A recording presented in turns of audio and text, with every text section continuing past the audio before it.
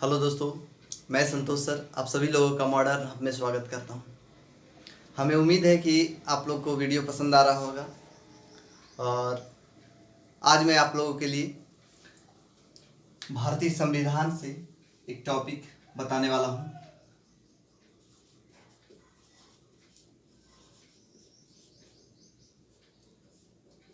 भारतीय संविधान की बात करेंगे तो इसमें एक छोटा सा हम ट्रिक आपको बताए।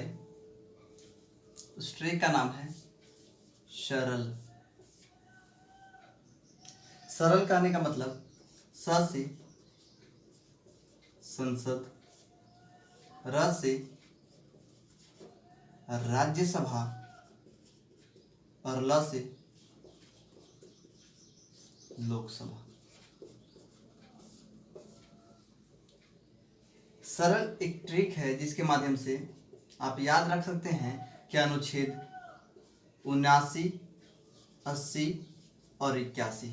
अनुच्छेद 79 में जो है संसद का विवरण है, संसद का चर्चा है, जबकि अनुच्छेद 80 में राज्यसभा का चर्चा है और अनुच्छेद 81 में लोकसभा का वर्णन है। तो इस प्रकार से जो है आपको 3 अनुच्छेद याद हो गए होंगे, 79, 80 और 81, जिसके लिए ट्रिक है सरल। तो आज इसी से जो है हम एक टॉपिक आपको पढ़ाने वाले हैं, संसद। स्टार्ट करते हैं। जैसे हम लोग संसद की बात करते हैं तो संसद इस प्रकार का एक ट्रायंगल है जिसे हम 3 भागों में बांटते हैं। यानी जो संसद है वह पूरी तरह से 3 भागों में बटा हुआ है, यानी कि 3 चीजों के मिलने से बना है। तो आखिर वह 3 क्या क्या है? 3 है, फर्स्ट राष्ट्रपति, सेकंड राज्यसभा और थर्ड लोकसभा। कहने का मतलब संसद के बारे में अगर आपसे पूछा जाए कि संसद इक्वल टू व्हाट, तो आप कह सकते हैं कि संसद इक्वल टू राष्ट्रपति, राज्यसभा और प्लस लोकसभा। ये तीनों मिला करके ही संसद कहलाता है। तीनों में से अगर कोई एक ना हो तो वह संसद का जो है पूर्ण रूप नहीं हो पाएगा। और अगर आपको सांसद मिले तो सांसद हम उस व्यक्ति को कहेंगे जो व्यक्ति संसद में बैठने का काम करता है। संसद कहने का मतलब एक जगह, एक भवन, और सांसद कहने का मतलब वह व्यक्ति जो उस भवन में बैठता हो। तो इस प्रकार से जो है 3 को मिलने से हमारे यहाँ संसद बना है। इस 3 में जो है आज हम लोग एक को देखते हैं, भारत के राष्ट्रपति को देखते हैं। आखिर भारत के राष्ट्रपति के क्या क्या गुण हैं, चलिए हम लोग जानते हैं। इसे जानने के लिए हम पुनः आपको एक ट्रिक की सहायता से बताना चाहेंगे। ट्रिक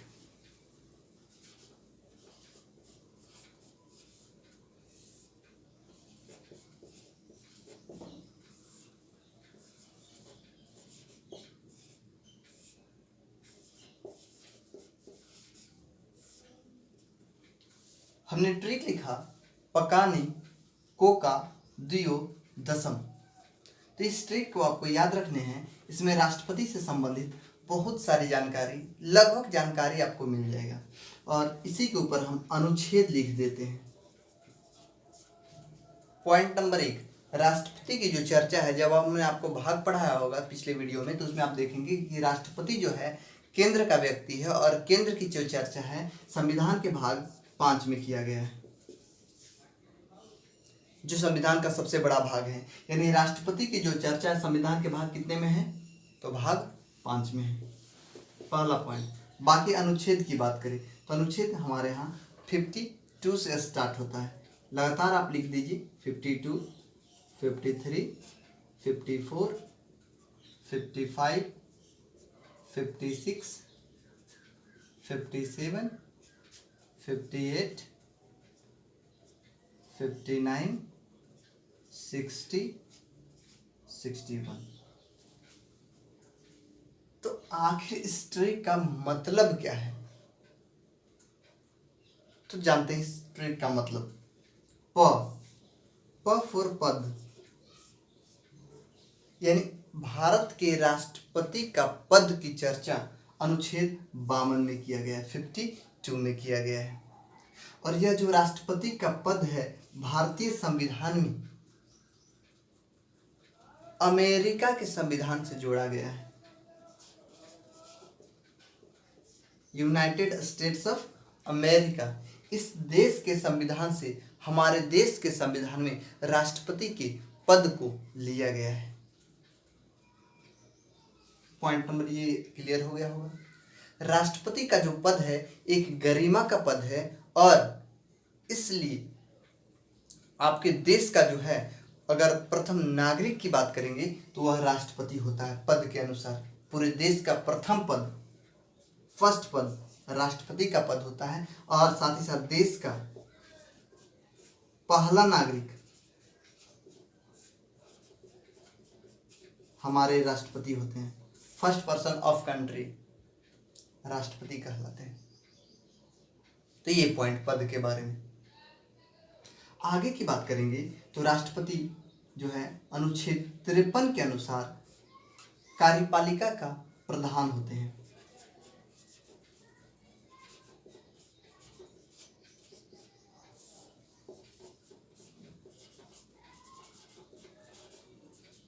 जब कार्यपालिका की बात करेंगे तो हमारे यहाँ कार्यपालिका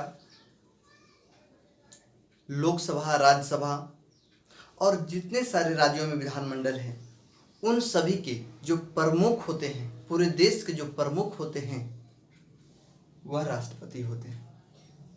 इतना ही नहीं, तीनों सेनाओं के अगर प्रमुख की बात करें तो वह भी राष्ट्रपति होते हैं। आपके देश भी नहीं बल्कि अन्य देश यानी भारत और किसी भी देश से अगर किसी प्रकार का समझौता होता है तब राष्ट्रपति के नाम पर ही वह समझौता होता है, किंतु उस समझौता को करने के लिए प्रधानमंत्री या देश के वित्त मंत्री जा सकते हैं। लेकिन नाम किनके नाम पे होगा समझौता? तो भारत के राष्ट्रपति के नाम पे होगा। क्यों होगा? क्योंकि आपके देश का जो है कार्यपालिका का प्रधान कौन है? राष्ट्रपति। बिना इनके अनुमति के कोई कानून नहीं बन सकता, कोई समझौता नहीं हो सकता। तो इस प्रकार से कार्यपालिका का प्रधान हुए राष्ट्रपति। अनुच्छेद कितना में इसकी चर्चा है? तो 53 में जो है इसकी चर्चा है। आगे की बात करेंगे निर्वाचन, नी फॉर निर्वाचन। मेरे दोस्त इस पॉइंट को जरा गौर से देखेंगे। भारत के राष्ट्रपति के निर्वाचन की जो चर्चा है संविधान के अनुच्छेद 54 में किया गया है। और बात करें जब निर्वाचन की तो एक व्यक्ति को भारत में जितनी बार इच्छा हो उतनी बार राष्ट्रपति के पद पर वह चुनाव लड़ सकता है, इसमें कोई पाबंदी नहीं है। Point number 1। पॉइंट नंबर 2 कि भारत के राष्ट्रपति का निर्वाचन चुनाव आयोग करवाता है, निर्वाचन आयोग करवाता है। पॉइंट नंबर 3, राष्ट्रपति के निर्वाचन में अगर कोई व्यक्ति भाग लेना चाहता हो तो सबसे पहले उस व्यक्ति के लिए संसद के सदस्य में से 50 सदस्य ऐसे सामने आएंगे जो उस व्यक्ति का नाम लेकर के आएंगे कि ए नामक व्यक्ति जो है राष्ट्रपति के चुनाव में खड़े होने योग्य है, इनको खड़ा होना चाहिए। जिसको हम लोग प्रस्तावक कह सकते हैं। यानी कि राष्ट्रपति के निर्वाचन में भाग लेने से पहले 50 व्यक्ति किसी एक व्यक्ति के नाम का प्रस्ताव रखते हैं। प्रस्तावक कितने व्यक्ति? 50 व्यक्ति। और 50 व्यक्ति जब नाम लिए कि ये व्यक्ति बहुत बढ़िया है, इनको खड़ा होना चाहिए चुनाव में, तब हामी भरने के लिए, सपोर्ट करने के लिए 50 और व्यक्ति इसमें शामिल होंगे कि हाँ हमें भी मंजूर है, यह व्यक्ति सही है। उनको हम लोग अनुमोदक कहते हैं। तो इस प्रकार से देखेंगे कि राष्ट्रपति के चुनाव में भाग लेने के लिए सबसे पहले 50 प्रस्तावक और 50 अनुमोदक के द्वारा आपके नाम का प्रस्ताव बढ़ाना अनिवार्य है। जी, अगली बात करेंगे तो राष्ट्रपति के निर्वाचन का जो भी उसका क्राइटेरिया होता है, उसमें आप जानेंगे कि राष्ट्रपति के निर्वाचन में भाग लेते हैं कौन? तो लोकसभा के जो भी सदस्य हैं वो भाग लेंगे, राज्यसभा के जो भी सदस्य हैं वो भाग लेंगे, विधानसभा जो भंग है उससे मतलब नहीं है, जो वर्तमान में चल रहा हो, तो विधानसभा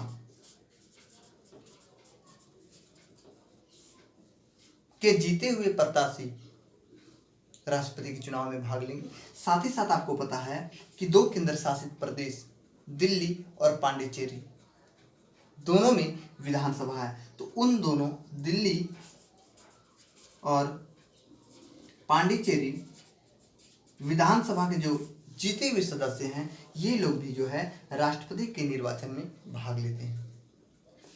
तो ये ध्यान पे रखना है कि लोकसभा, राज्यसभा, विधानसभा के जीते हुए प्रत्याशी और साथ ही साथ दिल्ली और पांडिचेरी जो है यहाँ के विधानसभा से जीते हुए प्रत्याशी राष्ट्रपति के चुनाव में निर्वाचन में भाग लेते हैं। और राष्ट्रपति का जो चुनाव होता है, निर्वाचन होता है एकल संक्रमणीय मत पद्धति, एकल संक्रमणीय मत पद्धति। इस नियम के अनुसार जो है राष्ट्रपति का चुनाव होता है। कोई व्यक्ति अगर राष्ट्रपति के चुनाव में भाग लिया हो तो उसे 50% से अधिक मत को प्राप्त करना अनिवार्य है।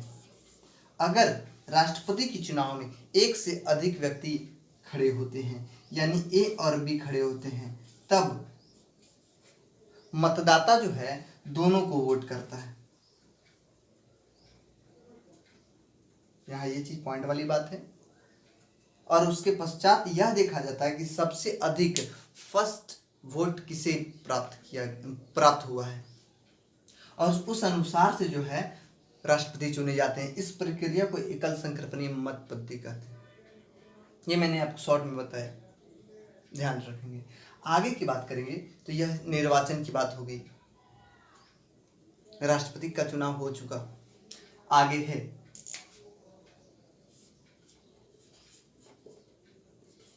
कोटा। राष्ट्रपति के पास कोटा है अनुच्छेद 55 के तहत, यानी राष्ट्रपति बहुत सारे कार्य कर सकते हैं, इनके पास अपना कोटा है।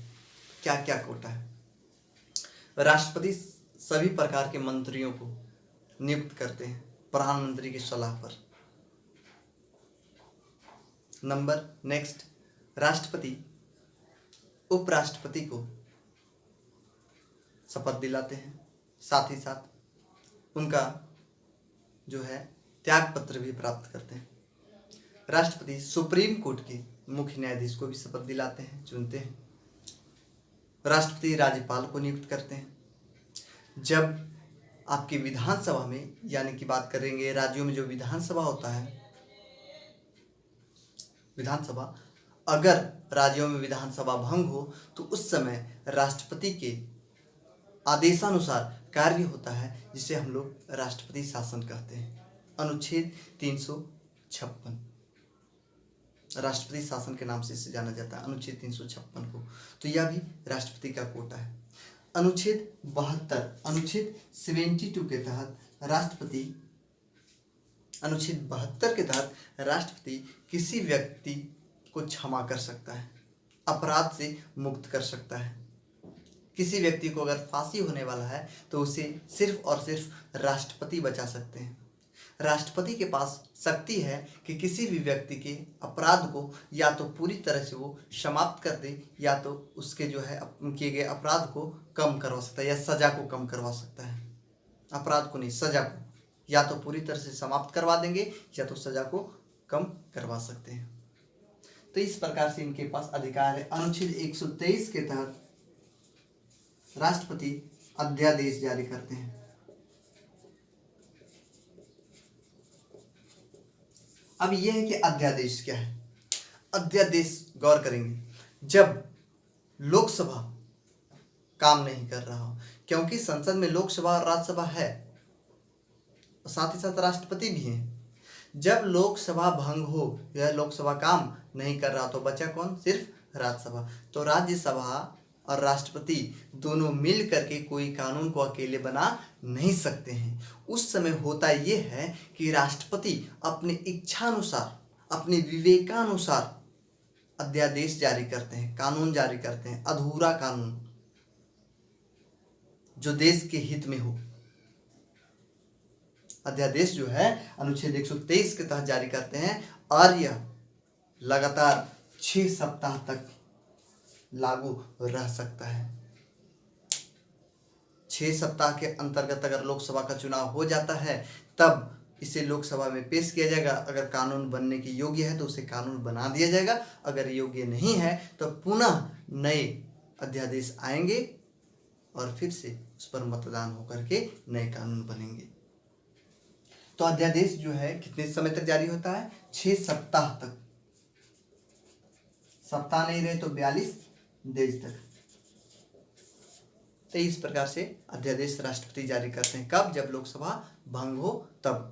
लोकसभा राज्यसभा काम कर रहा हो तो राष्ट्रपति अध्यादेश जारी नहीं करेंगे, बिल्कुल नहीं। जब भंग होगा तभी। राज्यसभा तो कभी भंग ही नहीं होता है, नहीं। तो इस प्रकार से अध्यादेश हम लोग देखें। और बहुत सारे कार्य जो है राष्ट्रपति के द्वारा किया जाता है, वह राष्ट्रपति के कोटा के अंतर्गत आता है, स्पेशल शक्ति इनके पास है। बात करेंगे राष्ट्रपति का से कार्यकाल। मेरे दोस्त मैं आपको बता दूं, अनुच्छेद 56 यहाँ आपको दिख ही रहा है। अनुच्छेद 56 में जो है राष्ट्रपति के कार्यकाल की चर्चा की गई है और राष्ट्रपति का जो कार्यकाल है वह 5 वर्ष के लिए होता है। कितने साल के लिए? 5 वर्ष के लिए एक बार जो है भारत के राष्ट्रपति चुने जाते हैं। अमेरिका के राष्ट्रपति 4 वर्षों के लिए चुने जाते हैं। बात कर देंगे तो भारत में अगर कोई राष्ट्रपति 5 वर्ष के लिए चुन लिए गए तो वह तब तक अपने पद से त्याग पत्र नहीं देंगे या हटेंगे जब तक कि नए राष्ट्रपति शपथ ना ले लें। नए राष्ट्रपति के शपथ लेने तक पुराने राष्ट्रपति अपने पद पर आसीन रहते हैं, बने रहते हैं। अगर राष्ट्रपति चाहे तो 5 वर्ष से पहले भी उपराष्ट्रपति को अपना त्याग पत्र सौंप सकता है, दे सकता है। तो इस प्रकार से जो है राष्ट्रपति का कार्यकाल अगर डायरेक्ट आपसे पूछ दिया जाए तो 5 वर्ष होता है। राष्ट्रपति का जो पद है वो अधिकतम 6 माह तक खाली होगा। 6 माह के अंदर राष्ट्रपति का चुनाव कराना अनिवार्य है। यानी 5 वर्ष तो कार्यकाल है ही, 6 माह तक ये और भी अपने पद पर रह सकते हैं, जिसकी गिनती नहीं की जाती है। इसलिए 5 वर्ष ही जो है इनका कार्यकाल बताया जाता है। बात कर दें 5 वर्ष के पश्चात अगर यह रिटायर होते हैं या अपने पद पर से हटते हैं तो प्रत्येक महीना 1.5 लाख रुपया जो है इनको पेंशन के रूप में दिया जाता है। जबकि प्रत्येक माह जब यह राष्ट्रपति के पद पर रहते हैं तो 5 लाख रुपया इनका मासिक वेतन के रूप में इनको दिया जाता है। यानी अगर आपसे पूछ दिया जाए कि राष्ट्रपति का जो है मासिक वेतन कितना है तो 5 लाख रुपया, राष्ट्रपति का जो है पेंशन कितना है तो 1.5 लाख रुपया प्रति माह। सबसे बड़ी बात यह है कि राष्ट्रपति के जो है वेतन पर 1 रुपया टैक्स नहीं लगता, यानी आयकर से यह पूरी तरह से मुक्त होता है। पूरी तरह से यह व्हाइट मनी है, इस पर सरकार का कोई टैक्स नहीं लगता है। साथ ही साथ राष्ट्रपति को वेतन के साथ साथ भत्ते भी दिए जाते हैं। अब आखिर वेतन तो सामान्य लोग सब जानते हैं, भत्ता क्या है बहुत सारे लोगों को जानकारी नहीं कि आखिर ये भत्ता क्या है। भत्ता है वो है मेरे दोस्त जो राष्ट्रपति के ऊपर खर्च एक्स्ट्रा किया जाता है। जैसे राष्ट्रपति को रहने के लिए राष्ट्रपति भवन दिल्ली में दिया गया है, राष्ट्रपति को घूमने के लिए वाहन की सुविधा, राष्ट्रपति के लिए प्रोटेक्शन फोर्स की सुविधा, राष्ट्रपति के लिए अन्य देश जाने के लिए, आने के लिए, राष्ट्रपति के लिए किसी भी प्रकार का अगर खर्च किया जाता हो तो वह खर्च भत्ता कहलाएगा। वह सरकार के द्वारा वेतन के अलावे इन लोगों को दिया जाता है, जिसे भत्ता कहते हैं। सारी सुख सुविधाओं के लिए अलग से जो खर्च मिलता है वही आपका भत्ता हुआ। आगे की बात करेंगे तो राष्ट्रपति के रहने के लिए अभी तुरंत हमने बताया कि राष्ट्रपति भवन है स्थित नई दिल्ली में। नहीं, यहाँ प्रश्न ये भी पूछा जाता है कि राष्ट्रपति भवन जो है किस पहाड़ी के निकट है, बहुत बार पूछा गया है। तो रायसीना की पहाड़ी आप बताएंगे, क्या रायसीना की पहाड़ी के नजदीक जो है निकट जो है राष्ट्रपति भवन स्थित है। उसके अलावा राष्ट्रपति गर्मी के दिनों में जो है शिमला के जो है राजभवन वहाँ रहते हैं, जबकि ठंड के दिनों में इनका आवास जो है हैदराबाद में स्थित है। यानी कि राष्ट्रपति के लिए 3 भवन, एक दिल्ली, दूसरा शिमला और तीसरा हैदराबाद। सबसे अधिक समय राष्ट्रपति दिल्ली में गुजारते हैं। तो इस प्रकार से आप देख सकते हैं कि राष्ट्रपति को कितनी सारी सुविधाएं दी गई है। तो ये सभी चीज जो है उनके भत्ता के अंतर्गत आता है। हाँ, बात कर रहे थे कार्यकाल, तो इस प्रकार से कार्यकाल 5 वर्ष तक इनका होता है। आगे बात करेंगे तो एक व्यक्ति जितनी बार उनको इच्छा करे, जितनी बार इच्छा करे उतनी बार भारत में राष्ट्रपति का चुनाव लड़ सकते हैं। पहले भी हमने बताया, यानी एक व्यक्ति का जो है दोबारा नियुक्ति किया जा सकता है या दोबारा निर्वाचन किया जा सकता है। ये आप ध्यान पे रखेंगे। और ऐसा अब तक के भारतीय इतिहास में एक बार हुआ है। डॉक्टर राजेंद्र प्रसाद जो भारत के पहले राष्ट्रपति थे, उनका कार्यकाल लगातार 2 बार रहा है। 2 बार राष्ट्रपति बनने वाले एकमात्र राष्ट्रपति डॉक्टर राजेंद्र प्रसाद हैं। उनके अलावा और कोई व्यक्ति नहीं है। ध्यान पे रखेंगे। 2 बार कौन बने थे? डॉक्टर राजेंद्र प्रसाद, जिनका संबंध बिहार के ही जीरादेई से है। आगे की बात करेंगे तो डॉक्टर सर्वपल्ली राधाकृष्णन जो 2 बार उपराष्ट्रपति बने हैं और 1 बार राष्ट्रपति के पद को सुशोभित किए हैं।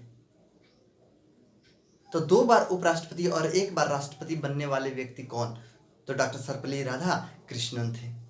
आगे की बात करेंगे तो एम हिदायतुल्ला एकमात्र ऐसे राष्ट्रपति हैं जिन्होंने सर्वोच्च न्यायालय के मुख्य न्यायाधीश का भी पदभार को संभाला है।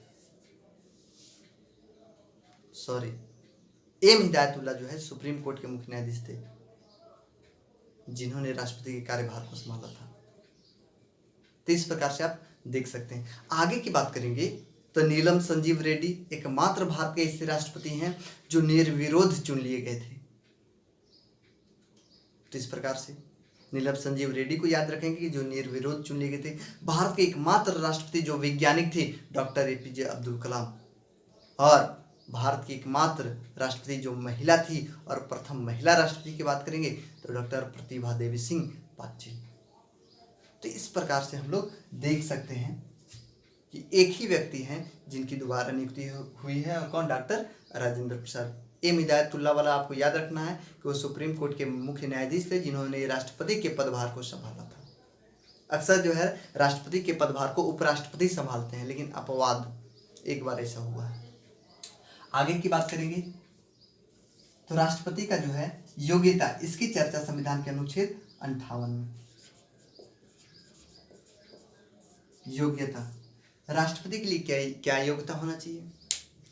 राष्ट्रपति के लिए पहली बात कि उनकी न्यूनतम उम्र सीमा 35 वर्ष होनी चाहिए।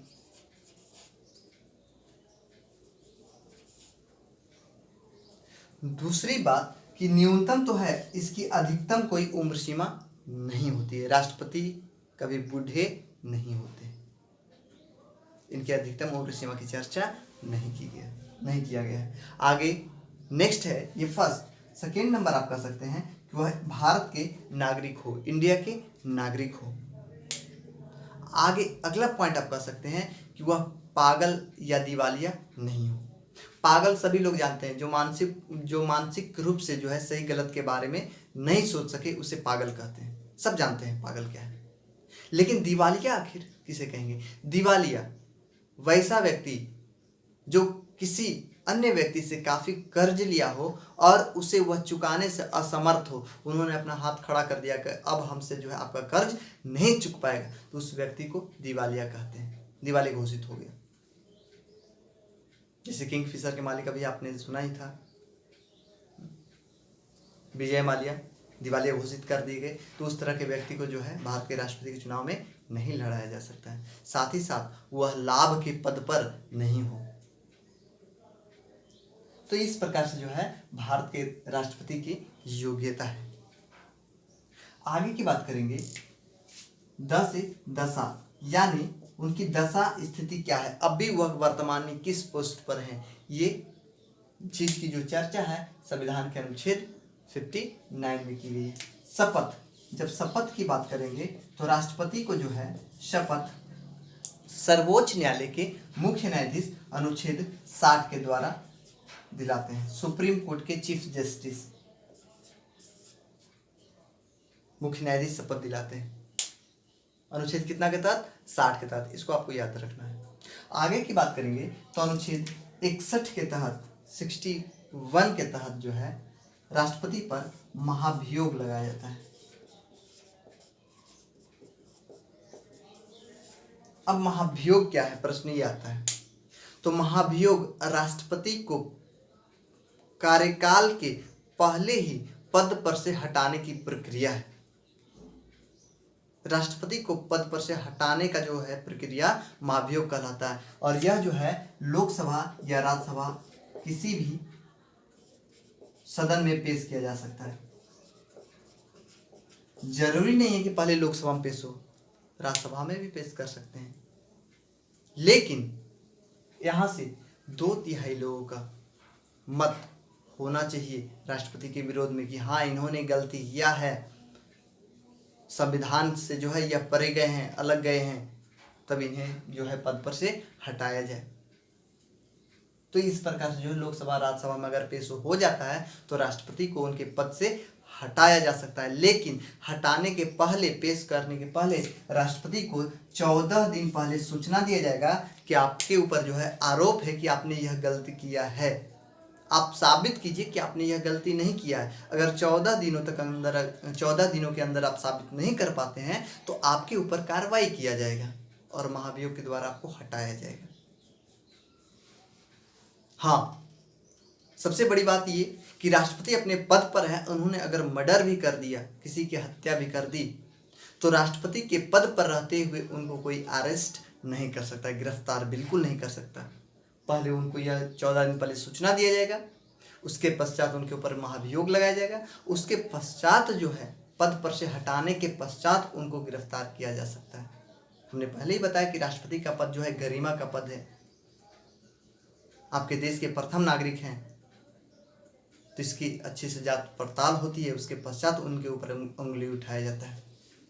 तो इस प्रकार से महाभियोग, सबसे बड़ी और खुशी की बात तो ये है कि आज तक भारत के किसी भी राष्ट्रपति के ऊपर महाभियोग नहीं लगा है।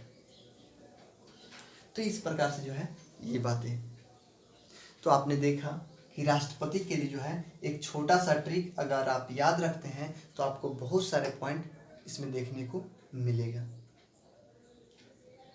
राष्ट्रपति की चर्चा और भी है, लेकिन उसकी चर्चा हम कुछ राज्यसभा में करेंगे, कुछ लोकसभा में करेंगे, कुछ जब आपको सुप्रीम कोर्ट हम पढ़ाएंगे तब करेंगे। अन्य बातें जो भी इनसे जुड़ा है वो बातें हम आपको आगे बताते जाएंगे।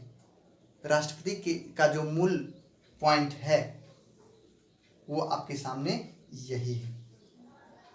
हाँ, यहाँ हमने आपको बताया था कि राष्ट्रपति के जो है पद, राष्ट्रपति का पद अमेरिका के संविधान से लिया गया, तो भाई हटाने की भी जो बात की गई थी वो अभी अमेरिका से लिया गया था। इस प्रकार से आप इसको 1-2 बार देखें, समझें, और अगर वीडियो पसंद आए तो लाइक करें, सब्सक्राइब करें, शेयर करें। धन्यवाद।